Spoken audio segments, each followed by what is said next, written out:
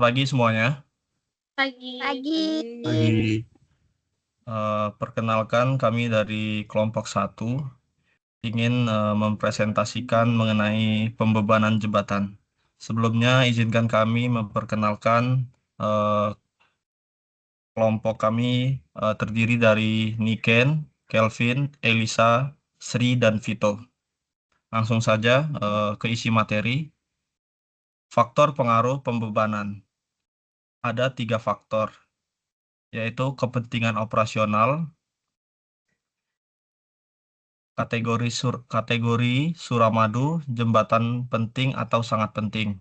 Nilainya 1,05. Keterangannya, Suramadu adalah penghubung vital Jawa dengan Madura. Lalu ada daktilitas, kategori Suramadu, komponen ditingkatkan daktilitas, nilainya 0,95. Keterangan mencerminkan kemampuan struktur menahan deformasi inelastik. Lalu faktor redundansi, kategori Suramadu, struktur redundan, cable state. Nilainya 0,95. Keterangan mencerminkan distribusi beban pada banyak kabel. Selanjutnya akan dibacakan oleh kelompok kami. Kepada Riri dipersilahkan. Selanjutnya itu ada beban mati. Beban mati itu terdiri dari beton bertulang, pylon, pilar, atau lantai. Lalu berat jenis standar itu 25 kN per meter kubik. Beban tersebut digunakan untuk menghitung berat pylon, pilar, dan plat lantai beton. Lalu ada baja struktural. Berat jenis standarnya yaitu 78,5 kN per meter kubik. Beban tersebut digunakan untuk menghitung berat gelagar kotak baja pada bentang utama. Lalu ada kabel baja. Berat jenisnya yaitu 78,5 kN per meter kubik juga. Beban tersebut digunakan untuk menghitung berat puluhan kabel penahan. Lalu ada beban mati tambahan yang terdiri atas aspal perkerasan jalan dengan berat jenis standar 22 kN per meter kubik yang digunakan untuk menghitung berat lapisan aspal di atas plat lantai. Lalu ada concrete barrier, yaitu berat jenis standarnya 24 kN per meter kubik yang digunakan untuk menghitung berat pembatas jalur di tengah dan di tepi. Lalu ada beban hidup juga. Beban hidup lalu lintas terdiri dari beban lajur D merata, lalu ada beban lajur D garis, dan juga beban truk. Dengan berat Q sama dengan 9,0 kilopascal atau 9,0 kN per meter kuadrat, beban tersebut merata standar SNI 1725 tahun 2016. Lalu beban lajur D garis, yaitu P-nya 49 kN per meter. Beban garis terpusat standar SNI untuk roda kendaraan berat. Lalu beban truk, yaitu 500 kN, beban satu truk berat yang bergerak di jembatan dengan mencari efek maks lokalnya. Lalu ada beban lajur motor. Beban merata yaitu 4,0 kilopascal atau 4,0 kN per meter kuadrat yang bersumber dari jurnal Desain ITB. Lalu ada beban angin. Kecepatan angin yaitu V sama dengan 27 meter per second. Kecepatan angin dasar yang digunakan menghitung gaya dorong angin horizontal dan vertikal pada seluruh struktur. Lalu ada beban rem atau gaya longitudinal dengan nilai 5% dari beban lajur. Gaya horizontal akibat pengereman massal kendaraan di atas jembatan. Lalu selanjutnya itu ada beban lingkungan yang akan dijelaskan oleh Vito. Pada Vito dipersilahkan. Baik, berikut adalah beban lingkungan. Beban lingkungan itu terdiri dari beban kecepatan angin, tekanan angin, beban gempa, dan beban tumbukan kapal. Nah, beban kecepatan angin perkiraan itu di jembatan Suramadu itu sekitar 40 hingga 45 meter per second kecepatannya ya. Kemudian tekanan anginnya itu sekitar 2 hingga 3,5 kilopascal. Nah, kemudian ada beban gempa. Beban gempanya itu dengan rumus gaya geser dasar atau shear sama dengan dikali koefisien respons seismik dikali dengan berat seismik total. Nah, ini kita perkiraan itu koefisien respons itu sebesar 0,15 dan seismik totalnya itu sekitar 2 juta kilonewton. Di mana itu sama dengan adalah 300.000 kilonewton atau sama dengan juga 300 meganewton. Kemudian ada beban tumpukan kapalnya itu dengan massa efektif dicari itu sama dengan massa dari kapal, kemudian dari eh, koefisien hipotetisnya itu sama dengan 65 juta kilogram dikali 1,05 sama dengan 68.256.000 kilogram. Nah, kemudian kita cari energi kinetiknya, energi dari tumbukannya, itu sama dengan setengah dikali massa efektif dikali kecepatan pangkat 2, sama dengan 0,5 dikali 68.250.000 dikali 25 sama dengan 853 juta 125.000 atau sama dengan 853 megajoule. Jadi kita cari mohon maaf, hitung tumbukan rata-ratanya itu gaya tumbukannya itu adalah sama dengan energi kinetik dibagi dengan energi ledakannya atau D-nya itu ya. Itu sekitar 853.125.000 joule dibagi 2 meter, yaitu sama dengan 426.562.562.500 Newton. Kemudian ada beban permanen. Beban permanennya itu terdiri dari pertama ada deck atau balon beton box girder dengan massa jenis 2.400 kg per meter kubik dengan dimensi itu perkiraannya tuh asumsinya kita 5.438 meter dikali 30 meter dikali 1,5 meter dengan perkiraan volume totalnya itu 244.710 meter kubik dengan total beban 587.304 ton. Kemudian ada pilon beton, sama juga massa jenisnya 2.400 dengan satuannya juga kilogram per meter kubik dengan asumsi 2 pilon dikali 140 meter dikali 10 meter dikali 10 meter dengan volume totalnya 28.000 dan total bebannya itu 67.200 ton.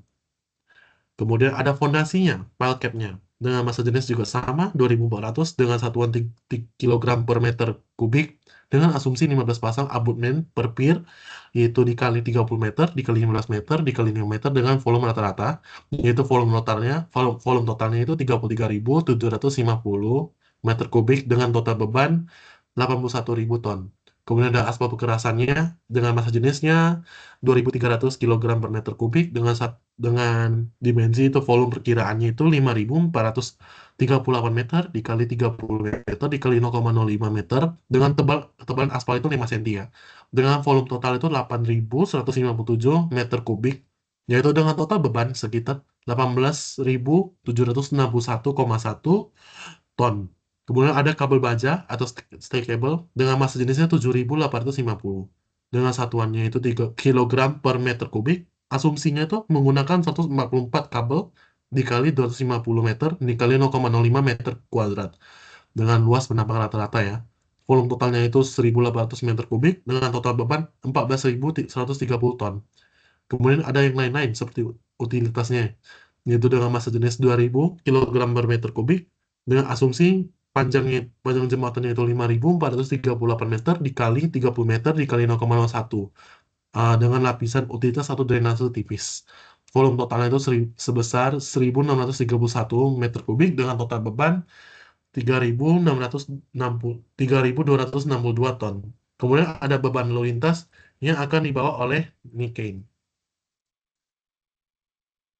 Selanjutnya itu ada beban lalu lintas. Yang pertama pada section jenis beban ini yang pertama ada beban truk atau sea load itu besaran desain nominal QI-nya itu 500 kilonewton dengan satuannya total, terus keterangannya itu total beban sumbu truk desain SNI.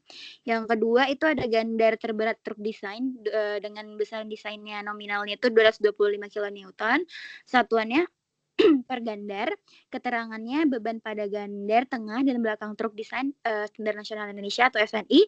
Lalu ada beban lajur terbagi rata, itu besar desain nominalnya itu pada 9 koefisien Pascal dengan satuannya per meter persegi dengan keterangan nilai SNI 1725 banding 2016 untuk perhitungan gelagar.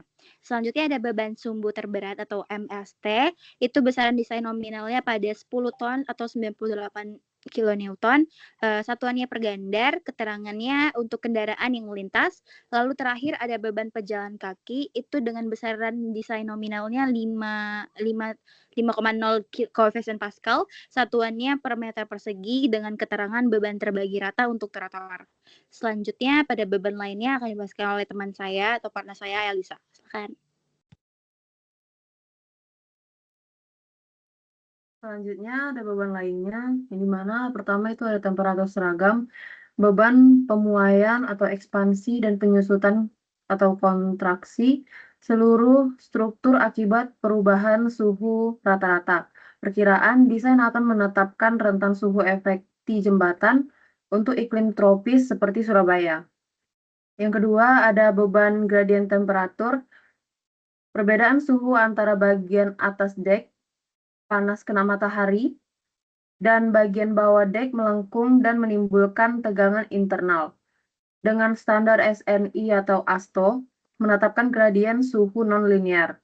Perbedaan suhu antara serat teratas atau aspal dan serat terbawah atau baja atau beton bisa didesain untuk 15 derajat Celcius hingga 25 derajat Celcius. Yang ketiga ada beban susut dan rangka. Susut atau shrinkage, beton menyusut saat mengering. Rangkak atau creep, beton memendek secara perlahan akibat beban mati yang konstan. Perkiraan ini diukur sebagai renggang atau strain atau koefisien. Renggang susut akhir 0,0002 hingga 0,0004 atau 0,02% hingga 0,04% pemendekannya. Koefisien rangka 2,0 hingga 3,5. Beban ini sangat kritis untuk stackable karena pemendekan arus diantisipasi saat pilon pemasangan kabel. Selanjutnya ada beban aliran air. Perkiraan dihitung dari kecepatan arus. Jika kecepatan arus desain atau mungkin periode ulang 100 tahun adalah 2 meter per second hingga 3 meter per second. Gaya dorong pada pilar utama bisa mencapai beberapa ratus kilonewton atau puluhan ton, tergantung luas area pilar yang terendam. Contoh perhitungan, FD sama dengan 0,5 dikali 1025 kg per meter pangkat 3 dikali 1,2 dikali 680 meter kuadrat dikali 1,68 meter per second kuadrat. Hasilnya sama dengan 1,18 mN. Selanjutnya ada beban hidrostatis, yang dimana hidrostatis tekanan air atau biasanya saling menyeimbangkan di sekitar pilar. Gaya apung atau buoyancy adalah gaya angkat ke atas dari air pada volume pilar yang terendam atau hukum Archimedes. Berikut juga kami membuat contoh perhitungannya dengan hasil akhir 68,36 mN. Perkiraan gaya apung dihitung dari volume fondasi dan pilar yang terendam dikali berat jenis air laut sehingga nilai perkiraan dari tekanan gaya hidrostatis per sisi pilar sebesar 68,36 mN. Baiklah, berikut kesimpulan yang telah kami rangkum. Desain pembebanan jembatan harus mempertimbangkan seluruh kondisi operasional dan lingkungan secara menyeluruh. Keakuratan dalam perhitungan beban serta penerapan standar nasional ataupun internasional akan menghasilkan jembatan yang aman, efisien, dan tahan lama. Desain struktur harus memperhitungkan 3 kategori beban utama. Pertama, beban akibat air yang mencakup tekanan hidrostatis dan air diam dengan nilai 68,36 meganewton, gaya apung dan gaya hidrodinamis dari aliran arus 1,18 meganewton. Kedua, beban lingkungan dan material yang terdiri dari beban temperatur, yaitu seragam dan gradien akibat perubahan suhu, serta beban susut dan rangka yang menyebabkan pemendekan material beton seiring waktu. Lalu ketiga, dan seringkali yang paling menentukan adalah beban ekstrim. Ini termasuk beban gempa yang menghasilkan gaya getaran horizontal masif dan beban tumbukan kapal yang dalam perhitungan hipotesis kita menghasilkan gaya impak sebesar 427 meganewton dan menjadi faktor desain dominan untuk pilar di alur pelayaran. Berikut hasil presentasi kami. Sekiranya ada kekurangan ataupun masukan, eh, kami menerimanya. Terima kasih kepada dosen pengampu. Sekian dari kami. Selamat pagi.